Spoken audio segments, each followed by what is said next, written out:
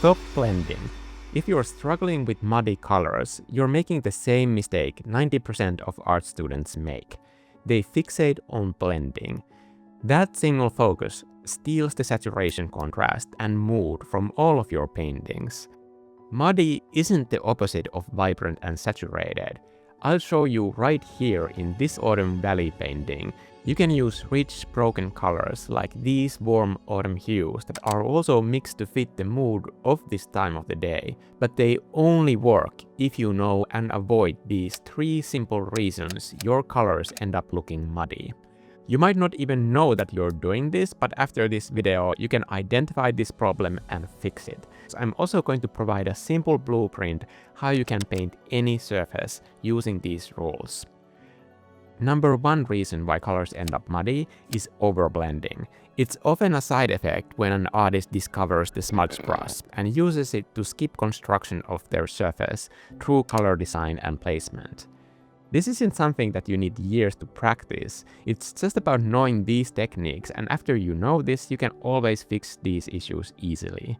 To understand what's going wrong when we do this type of overblending with a smudge brush, we need to break down the surfaces we're actually blending here. The way we read form is by paying attention to these main zones. The local color, the light area, that is not just the same color with more white in it. Light side hue shifts towards the light source's hue. Same goes for the shadow side here. It's not just the same color with more black in it.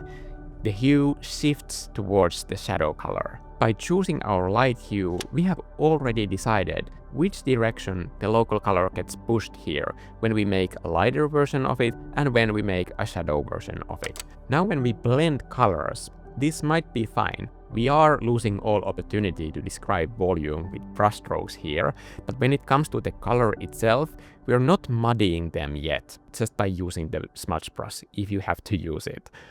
But when we blend across the local color, we're introducing hues from both sides of the color wheel into this same area, and it's pushing the saturation down. Even worse, it also crushes saturation contrast, making all of this look the same. Now, it's really, truly muddy. This is what muddy looks like. So you see, now that you know this, you can just avoid doing this mistake to begin with, so you don't have anything to fix. Saturation contrast is essential.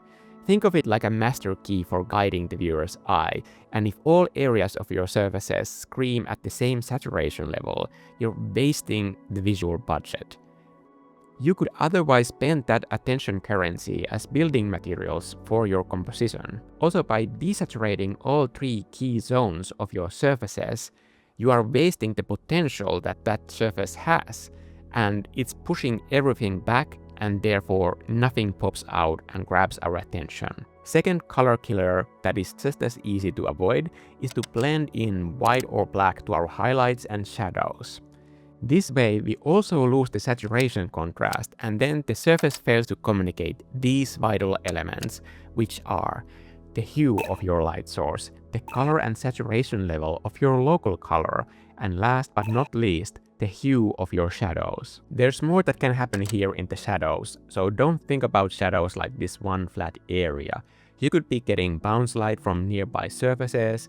The shadow could be a contact point leading to an ambient occlusion shadow, where the saturation really is reduced and the color is darkened. The point where my understanding of color leveled up is when in art school my art teacher challenged me to see light in shadow every time, so that you don't just think about light and shadow in these binary terms, but in shadow there can also be a range of different values and hues that are happening there, and once you actively start looking for those, you can bring your art to life and add a lot more depth to your scenes. But all of these shadow properties, they are really just icing on the cake.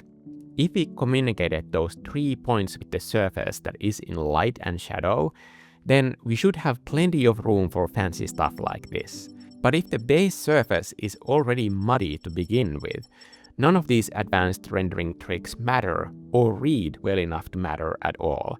Third way our colors might fall into that awful muddy territory is lack of design. Now this might sound a bit intimidating, but think of this as an art hack that generates more edges to play with in your composition. The best part about this is that these edges are optional, so you have way more control over where to place them and how to depict them. Think of the borders of each of these zones as an edge that defines a shape within it. Sometimes you want these edges to be sharp, but you can also fade them into gradual gradients or optically blend them in the surface pattern texture. We don't need every level of this type of rendering on every surface.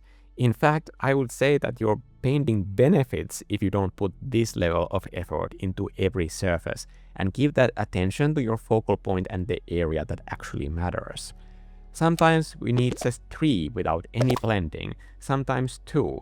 If your element is far away in distance, you can even reduce it to just one single flat color. You might feel that using just 2 colors for a surface is cheating, considering that I just described all the 3 properties that need to be visible in your surfaces, but it isn't, because part of the color design is setting up a framework for the mood that you want to create.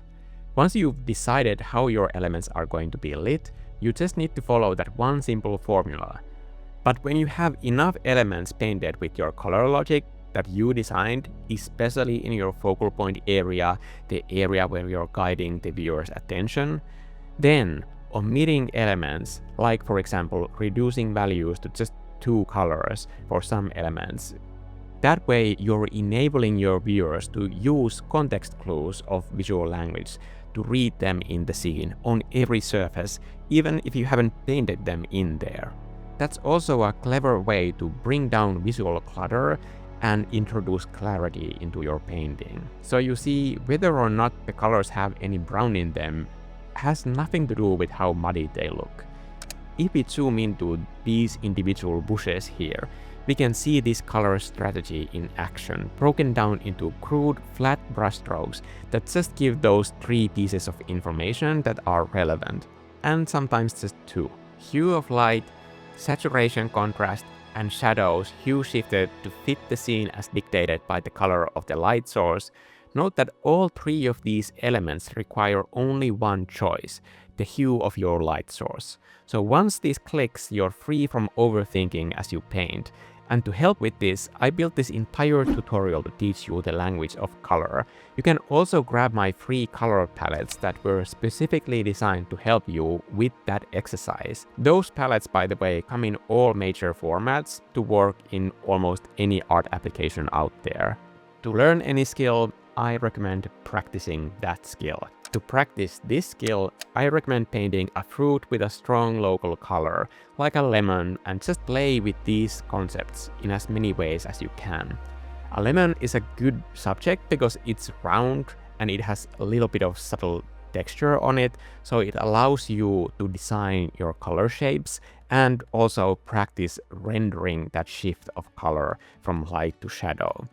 Let's look at this lemon. In my recent sketch club session, I went through every step of painting light on a surface and used this simplified example in the beginning to show each one of the elements at work here. Now you can use any single colored fruit or round object in your home as a model to do this same exercise. By making a simple example like this, I was able to construct this entire palette for the painting, and you can grab it here. Knowing where each swatch comes from also makes it much easier to use as a starting point for my painting. You don't need to create a palette like this, but painting a simple sphere and defining these zones of color and what they are will make it much easier to do the full study. I personally prefer using palettes, but you can also just color pick your sphere sketch, as it can act as instruction booklet for how to paint the rest of your scene. Okay, now we know how to paint surfaces, now we know what color areas we shouldn't blend and what are okay to blend. Let's step up to a more advanced level. If this seems too easy for you, the advanced challenge is to paint from real-life reference, but invent the light conditions. When I'm doing live streams, light in this room doesn't look like this. It's dark and there was no key light hitting my plate with these lemons on it.